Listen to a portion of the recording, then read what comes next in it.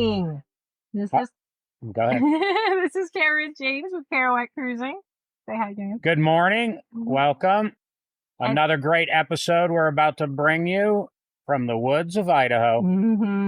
Beautiful woods of Idaho. We have been thoroughly enjoying our time here. And since we've been here, the latest book we finished, and that was thanks to Mr. Jim McQuick. He recommended this book in his book Limitless, which we did an earlier episode on. What was that? Episode 8, I think.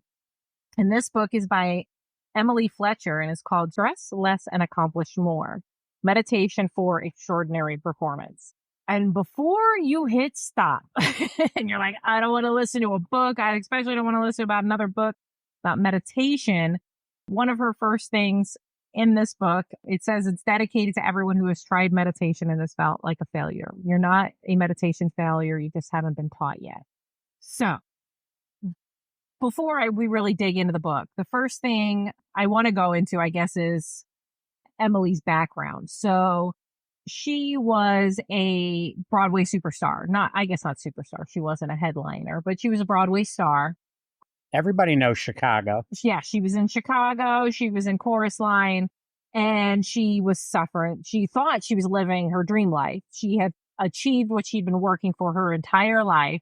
Broadway star, or Broadway bound, or on Broadway, working Broadway, living the life in a tiny apartment shared with a bunch of roommates, and as she says in the book, eating out of a can of tuna.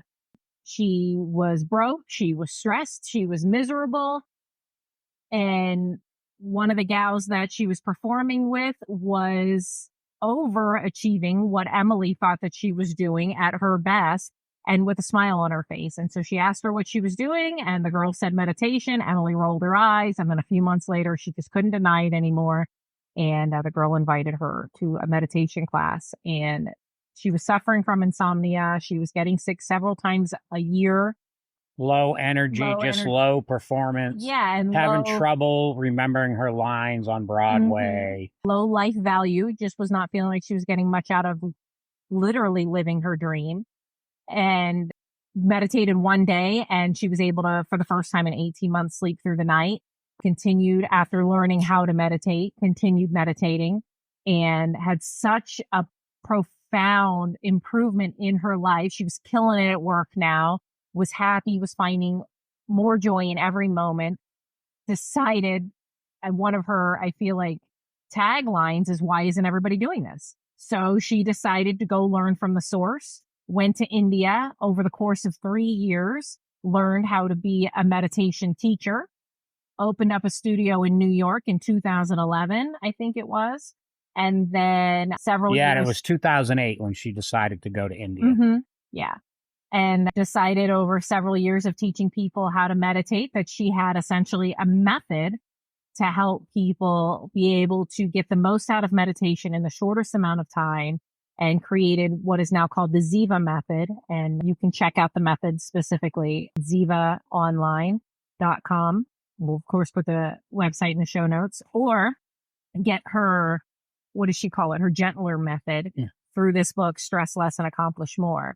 And again, we really like learning through books. Not only is it more affordable than a class, but you can kind of do it anywhere, while you're waiting in line at the DMV, while James is driving. I'm able to read while I'm at work. James can easily read, it just. And we listen also. Yeah, we listen to books and read the books kind of at the same time to grasp more of the information. Yep. But essentially her method is super simple and easy. You meditate twice a day for 15 minutes a day, once in the morning, and then once around that afternoon slump when you feel like you really need a nap or you need that's caffeine boost. And she teaches you how to meditate. So you don't need any apps. You don't need, as she says, I think on the back of the book, it says something like no apps, no incense, no finger symbols required. It's not like meditation you see in movies or you witness even when people are like meditating on a rock at the Grand Canyon or something or anywhere. It's just total. It's not that. It's not that at all. And it's a totally different meditation. And it's more than just meditation. She talks about the 3 M's, which is mindfulness, then meditation, and manifestation. And then manifestation. He talks about the difference between mindfulness and meditation. You may think that what you're doing is meditation, and what you're actually doing, if you're focused on your breathing, or if you're focused on an sound or whatever, you're doing mindfulness. When you're focusing yourself in the moment, you're doing mindfulness. And I didn't realize that difference. And I'm not saying either one's wrong. They both make you feel great. Mm-hmm. It's about taking the time for self-healing, self-development, and just for yourself is the biggest thing. So mindfulness is great. Meditation is great. And trying to think about the future and manifesting your future is also great. Absolutely. So she teaches you what these things are, and then she teaches you the why. And she helps you understand, as I, open this up with, if you feel like you're a failure with meditation, it's just because you don't know how to meditate. You're not a failure. Everybody thinks you need to clear your brain. You don't have to clear your brain, which to me was the most empowering thing to learn. So one of the things in the book, and I'm going to jump in real quick, one of the examples she uses about, because for me, I've tried meditation in the past, and one of the things she talks about is clearing your mind, or everybody thinks you got to clear your mind. But if you look at it, your mind is the same as your heart. You try to stop your heart from beating. It's the same as trying to stop your mind from thinking. Mm-hmm. When I try to meditate, things are always jumping in. And I feel like the way that she describes how it's supposed to work, essentially when you sleep at night, that's when your mind gets to rest. You're sleeping for your mind. When you meditate, you're sleeping for your body. So your body gets to rest. Your mind should be going 1,000,000 miles per hour. And in fact, she relates it to like a computer defragging. So your mind is actually processing your thoughts that you've been having throughout the day and making sense of them. Or, for me, sometimes it's reminding me of things that I have to do. And then I'm able to consciously, bring myself back to the practice. But it's empowering to realize that this is part of the practice, that I'm not failing at it. So she explains how to meditate. And it's not, again, there is other meditation.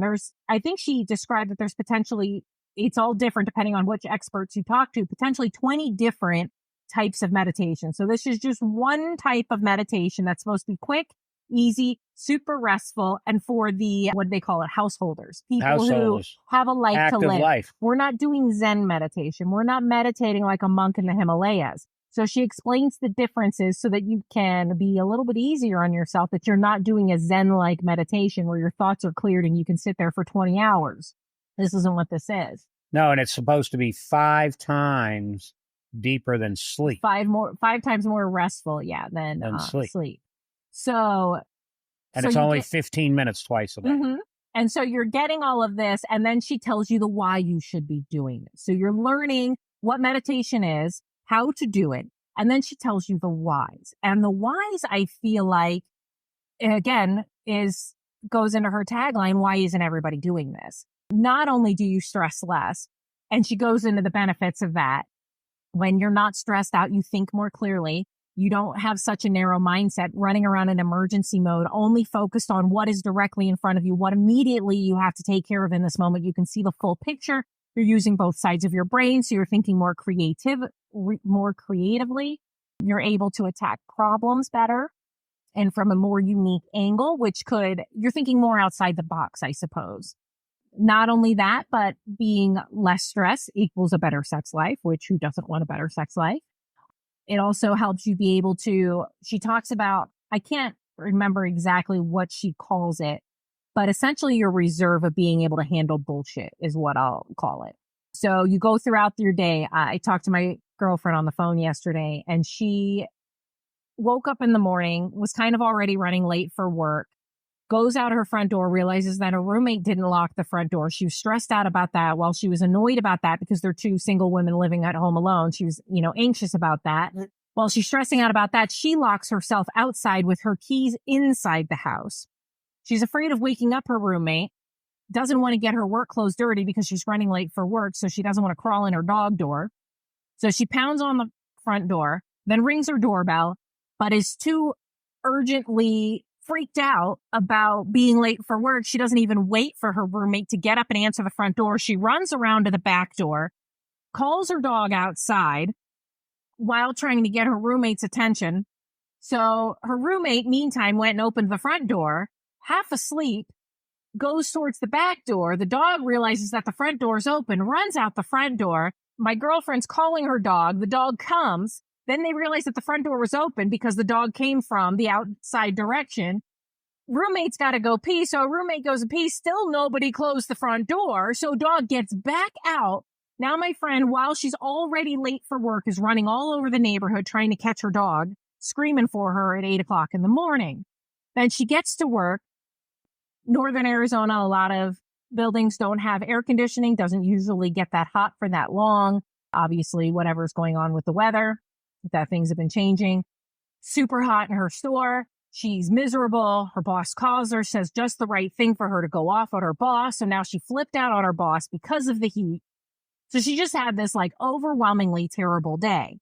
Now, what meditation is supposed to do in doing it in these 2 breaks is refill your bullshit reserve, refill your ability to deal with these problems without having the freak out at your boss because you're overtaxed. So going through your normal day-to-day business, as things come up in life that aren't perfect and are inconveniences, you're able to just roll over them and keep on going on and coming up with fixes to these things and resolve them comfortably and easily. Now, if you have no reset to your bullshit reserve, each night you go to bed and you wake up and you're still stressed out about the things from the day before. And so all of the bullshit from the day before is rolling into today, and then so on and so on and so on indefinitely. And so meditation is supposed to help fill your capacity for being able to cope with these things. In addition to that, stress makes you stupid, of course. It helps you not be able to think clearly, be able to think things through. Stress helps you not be able to sleep. Well, one of the things, when Kara was talking about the reserves, I'm just going to jump in for a minute. One of the things is vibrate in love for all humanity and stuff like that. And you've already given love to that problem. So you don't have to stress out. You don't have to stress out about it. You're already making that day, already making your day happier. Yeah, you're exactly right. Remember, she kept talking about that. You're already putting into that love pot. Yeah. So it's not about not bringing negativity into your world. So stress makes you sick. Stress takes away your ability to be able to sleep, whether your mind's ruminating about what you're stressed out about or you're just unable to sleep because of the stress. Stress makes you age faster. Well, one of the things in the book you'll read, she said that she was going gray by the time she was 28 because she was stressing so bad about trying to be a great performer. Hair. She doesn't dye her hair, and she's, I think, late 40s or early 50s, and she really looks like she could be in her early 30s. And then there's the I'll be happy when syndrome. And we talked about this a little bit in the Limitless episode and then throughout our podcast in general. And it's kind of something I feel like James and I are very passionate about right now is the I'll be happy when syndrome. We're always chasing, I think, as a society, as a culture, getting to the next step. I'll be happy when I win the lottery. That's what we've been chasing for decades. But, when I have the promotion, when I earn this much money, when I have this much money in the savings account, when I have this house, when I have this camper, when I have this vehicle, when I have this spouse, when the kids move out, when I have a kid, whatever it is, everybody's always chasing that next goal. And then once you get there, you're after the next one. We barely take a second to enjoy what we have or enjoy the moments as they are. And I think part of why we kind of just, I don't want to say throw away our life because we can go home and pick up where we left off anytime we want to, but we are chasing what we're doing here with Kerouac's cruising, traveling the country, hopefully the world in the future. And trying to change other people's minds to go after their dreams. Go after your dreams, go after your passions and stress less. Stress less, yeah, and do more of what drives you. And that's different for everybody. Just because we like being outdoors and, we're parked next to a river. We bring our dogs on a 5-mile hike. That's what kind of drives us. Other things might drive you, but are you doing the things that drive? Yeah, what keeps chewing at you? What do you keep dreaming about? So that's my breakdown of the book. So she talks about what stress is doing to you. So why it builds up, why you should meditate. Then she teaches you the technique and then kind of drives home why you should really be meditating or what you should start to see as a result. Now, some of the stuff that kind of wowed me, she talks about, how, again, meditation's 5 times more restful than sleep. And she warns you not to meditate after having coffee. And then she talks about what caffeine does for you. And that was kind of mind blowing for me. Like, I really love my cup of coffee. So if you know me, and I'm kind of feeling like I shouldn't drink caffeine anymore because what she talks, I always thought caffeine was like a stimulant in that it gave you energy. But what it actually does is block your receptors for feeling tired. So you just don't feel tired. You don't actually have more energy. So you're actually just stealing energy for later in the day when your receptors are no longer blocked and you can feel how tired you are. You're going to feel 10 times more tired, or however much, energy you expended. You're going to feel that much more tired later on in the day because you utilized your future energy. Basically, you didn't pace yourself out. So that was kind of mind blowing to me. One of the other things was, or has been, I get to how much better I'm feeling after I meditate. Sometimes you're like, oh, I don't want to, especially because we're living with the in-laws right now. Meditation has kind of that stigma about it, and I don't want to make judgments on how they feel, but I feel a little bit anxious meditating in front of them.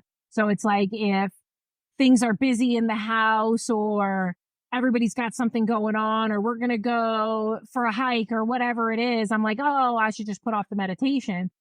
But after I do it, I never regret that I did it. Like, it's amazing how much better I feel, how much more aligned my brain is, my emotions are. I have a lot of anxiety where I'm constantly convinced everybody's mad at me. If people aren't talking or the mood in the room isn't super cheerful and bubbly, I'm like, oh, what did I do wrong? Everybody's mad at me. And then I meditate and I'm like, oh, it's not me. I don't know what it is, but it's not me and it's none of my business. I'm able to stay more in tune with me and be, I guess, more in love with me, more in love with my life, more in love with what I've got going on and more central focus, which sounds selfish. And it kind of is. And I don't think there's anything wrong with being selfish because when you're focused on yourself and you're taking care of yourself and you're making sure that you're well, that makes it so that you're able to do more for others. You're able to be more for others instead of people pulling from your bullshit reserve. Like, I'm out there and I'm ready to be able to be there for everybody because I took the time to take care of myself. So for essentially, what does she say? It's 2% of your day, 15 minutes in the morning, 15 minutes in the afternoon. Do it when the kids are taking a nap or your 15-minute break, go out to the car because you don't need anything. You just need to sit somewhere. In the morning, we do it first thing. We get out of bed, we go sit down, we go meditate. 15 minutes a day, twice a day. And get if you up a have little bit kids earlier and to stuff, do it. you get up early You get up before you them get the if you kids can. get up to make sure you can get through your meditation. Mm-hmm. It's made a huge impact on how I'm able to interact with the humans in my life, the people that I care about the most. I'm bringing less of my trauma, I guess it would be. My response is the way that I behave in reaction to things that have nothing to do with me. I just assume they do. I have less of that. And that's been really eye-opening and really incredible for me. I think you said one day that you came out of a meditation, when I was at work, or I think I meditated at the beach after work and you took the dogs up the mountain. And you said after meditation, you realized you're right where you need to be in life. You're doing exactly what you're supposed to be doing and everything's right where it's supposed to be. I mean, meditation, and it's not just for me. And I try to break it down the best I can, what it's done for me. So the mindfulness of the meditation process, one of the first steps she talks about, mindfulness is just so much more than what you think it is. It's being kind to the cashier at the gas station, being kind to just everybody in life and waking up every day, being positive. And really, we got in this car accident last year, December 1st, 2023. And I have been living since that accident in fear, thinking there's going to be another tragedy around the corner. and just a lot of different emotions running through my brain. The mindfulness, the meditation, and the manifestation has calmed me down. Like, doesn't even have to be meditating, right? I'm mowing the lawn, I got earplugs in, and my brain's creating all kinds of things that I want to do. When before, all my brain was doing was thinking about the next tragedy or what's going to happen next in my life that's going to set me back. And I think the Jim Quick book, Limitless helped. All the books we've read since the accident has helped just move me forward. And meditation has done that for me. And I don't always do it the second time in the day. I always wish I have. But a lot of the daily routines that I've picked up from Limitless and now Stress Less, Accomplish More. Right now, I might not be accomplishing more as a career, but I'm accomplishing tons of stuff at my son and his wife's house, accomplishing just self-confidence and saying, I don't have to work all the time. I always stress out, man, I got to work today. I got to go make money. I don't stress about, I'm trying to let go of stressing about money. And what you find out is when you stop stressing about those things, life is just better. Mm-hmm. So and it comes to you. It comes to you naturally. I think, and where we're trying to drive home, and this started for us, in 2017, just going after your life. Stop going after the expected life. Mm-hmm. What are you expected to do in life? That necessarily is not, I don't believe is going to bring you joy. I think you've got to go after what brings you joy in life. Do the things you want to do. And I will tell you, since I've done that and I got to live off grid, really living a dream life, going home and having no neighbors, that was like a dream for me. Just moving your life in a different direction than you might typically be in right now. I think that when you talk to any billionaire, even, people that will bring Tesla up, Elon Musk, he creates stuff. He's doing what he wants to do. He enjoys what he's doing. And that's how I think that you should live your life. Mm-hmm. I don't think that you should base it on a career. And he hires people I know that are based on career, but that's not what he's doing, So I don't want to get way off track, but this book has brought me a lot. I never consider myself a meditator because my brain doesn't stop. Just meditating for that 15 minutes. And you're trying to. Once you're starting to get out of the fight or flight mode, essentially your emergency mode, your stress mode, which we are all living in 24/7 of our lives. Most of us live there. Yeah. The game is to get out of that. Yeah. So once you get out of that, you're able to see the fuller picture of life and situations start opening up for you. It gives you that mental wherewithal, I feel like, to actually mentally step back and take that breath to realize that it's not the end of the world. It's okay. You'll figure out something different. There's going to be another opportunity that presents itself to help you get to where you're trying to go. But when everything's an emergency, when we feel like the whole world's going to end, we're about to lose our job, we're about to lose our house, we're about to lose our car, we're about to lose our family, whatever the situation is for you, that's your big stressor right now. Unfortunately, you're so in that fight or flight mode and you're seeing tunnel vision. You can't see the full picture. You are only seeing the emergency that's immediately in front of you. So you can only see the options that are immediately there and the most obvious. You can't see the full picture, and your creative side of your brain is unable to work to help you consider other options. So the twice a day meditation, 15 minutes a day, twice a day, helps release you of that tunnel vision, helps you be able to see the full picture. Now, James was talking about how career-wise, he's not accomplishing more, but he is accomplishing more in his day-to-day, able to get more done.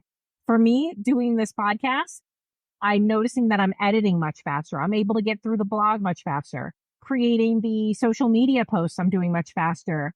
Posting things to our new store, I'm doing things much more efficiently, where it was probably taking me 3 to 4 times longer originally to get these things done. I'm getting them done much faster, much more efficiently, and I feel like at a higher quality as well. And some of that's coming with learning. Of course, this is a new project. This is the first time I'm doing any of these things. So that comes with time as well. But I definitely put it towards this method. And then on the other side of it, I've started serving, working until the podcast starts making us money. So you guys buying our products and giving us likes and comments to get more people to listen. Filling our gas tank. So until the podcast, starts becoming a way for us to sustainably survive, I am serving right now. And I have definitely found that my serving experience, I used to do fine dining. I worked at a steakhouse and then the El Tovar. I did a much slower environment, and I am doing a much higher pace environment, working at a cafe, serving breakfast. People are coming in for breakfast or lunch. They don't have a whole lot of time. It's very get at it and get out. And it's easy. Like, it's just, there's like no stress in it. I'm very relaxed. When people are upset, it's easier for me to respond without reacting. And I guess that's what you really gain. You're able to respond without reacting. It's not a gut reaction. You're not just primally just acting out. You're able to calmly think through what you're about to say or do in response to somebody's actions or whatever it is that happens in your life. It's definitely a much more peaceful way of going about life, I'd say, your day-to-day actions. And then the woman I'm working for right now, I guess we'll give her a shout out, Nicole at The View. Amazing restaurant. I love the staff. I love Nicole. She never expected to own a restaurant. So she's found herself owning a restaurant, and she's going with all the trials and tribulations that go into that. She's doing a phenomenal job running this restaurant beautifully, but there's a lot of things that are coming in with that, like a difficulty with staff, which many restaurants run into, even though she pays a lot of money for the area, a lot more than average. I mean, even more than cooks are making at the Grand Canyon, they're earning at her restaurant. So there's a lot of things she's dealing with, and I feel like I'm able to be more available to help her with all of my past knowledge and expertise and experience of working at all kinds of restaurants, all different types of restaurants, working for all different types of people. I'm able to offer her help in ways where I'm just able to kind of slide in, hey, I can help you with this in this way, kind of things.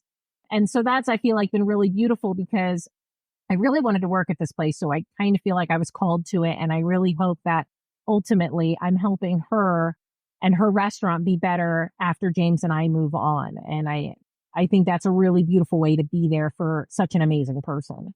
And I guess the same thing with Ryan and Deidre. We're able to help them around the house. It's not like they're not able to keep their own house and they're able to do their own things. I'm trying to answer the dreams. Like, Deidre's 9 months pregnant. And we've been there now a couple of months, but I asked the questions, what can we do that you've wanted to do since you moved here? They moved in that house 3 years ago. And silly stuff. I'm going to give one silly example. Deidre wanted some rocks painted strawberry red for the birds to stop eating her strawberries. She's been meaning to do it forever. She had the paint to do it. So I just did it. I went and got a bunch of rocks outside, some that look like strawberries, and I painted the rocks red. And then we spread them around her strawberry patch. Whether it's working or not, I have no idea. That's yet to be seen. But I did that simple project. They had 2 boards on their deck that were missing. My son bought the 2x6s, and they were railings, or the bottom half of the railings. And what Deidre was worried about, my daughter-in-law, was the dog was able to go right out. Leap off the deck, essentially 5 feet down, and they have a teeny dog. So I put them boards up. Could my son have put those boards up and have Deidre painted them rocks? Absolutely. They could have did that stuff, but that right now is not on their priority list. My son, he doesn't even know how it happened. He wanted me to inspect the roof, something that he wanted to do. I inspect the roof. I find a hole in the metal. We fixed it, and maybe it took us 20 minutes, went to Home Depot, got the stuff. So I'm filling my time. For me, it's valuable time, but I'm getting rewarded helping my son and daughter-in-law move forward in life. And last night, another example, we asked Deidre again, what can we help you? Now, the baby's due any day. Just The due date's the 27th. Today's the 26th. Just doesn't matter. You know, baby's going to come anytime now. Who knows? Ryan might have tried to do it. We took these closets doors out when we redid his floor, because when we first bought the house, we did redo his floor. And the closet doors have been off the closet. And he put one closet door up. It worked great, but I'm pretty sure when he tried to put the second one out, couldn't figure out why it wouldn't open and close. But all they had to do is just be reversed. It was something that simple that he didn't really recognize what was going on. But me and Kara put the doors back on. That's the simple stuff we're talking about that we're helping and I'm doing. You know, I might not be working and I'm doing construction on the side, but my main focus is, you know, we came out here to help make their lives simple so they can enjoy this baby to the fullest and enjoy the pregnancy and just have fun with that. And frankly, the gift that we're giving them, which is that to be able to make it so that they can enjoy their every moment right now through this magical time to its fullest. It's something that I wish I'd have been able to give to all of my girlfriends when they had their first kids, to my sisters when they had their first kids. But I was never in the mindset to think that I could just not necessarily put my life on pause, because I don't feel like my life is on pause, but give up on my rat race. That rat race wasn't getting me anywhere. And I finally have gotten to the point in my life. And again, the books that we've read over the winter, up and into and including Limitless with Jim Quick and Stress Less, Accomplish More with Emily Fletcher, has helped me to realize that those are the things that life is about. That's what we're here for, is to do these moments, to be living our life to the fullest, to help the people we care about live their life to the fullest. Again, I so wish I could have done this for the other people in my life, but I am grateful to be able to do this now. And if we can give anybody a gift moving forward through this podcast, that's what it would be, is that your life is so much more valuable than stressing out about how to make somebody else rich. You should be worried about how you're going to be more present in your daily life and live your life to the fullest. That's what matters. And you got to get rid of the status quo, the limited beliefs that you have. And it's about money does not bring you the joy of life.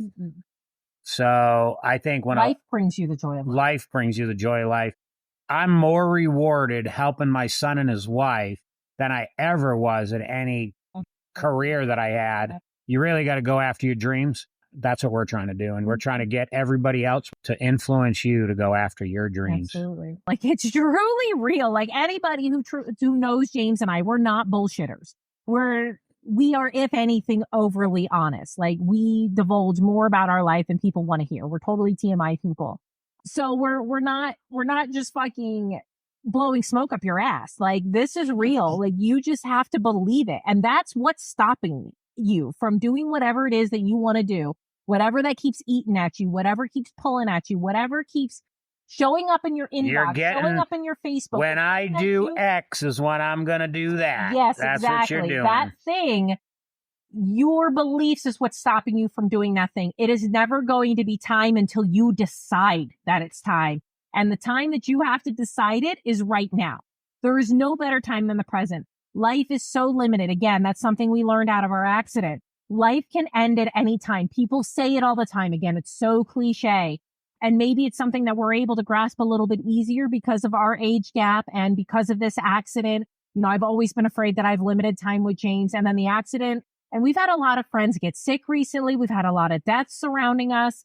I don't want to say surrounding us. That sounds ominous. Don't hang out with us because people die. No, but it's been enough of a wake up call. Since the pandemic, we've known so many people that's passed that's been pretty close to us. And I feel, even the accident, that all of that plus the accident has affected me. I will tell you, insomnia is, you read about it, it's a huge issue, whatever, with people. I will tell you, I've had insomnia for a long time. My best sleeps at night were 5-6 hours, and I consider that great, but most of the time I'd sleep only 3 to 4 hours, and then I'd be up, crawling the walls or whatever.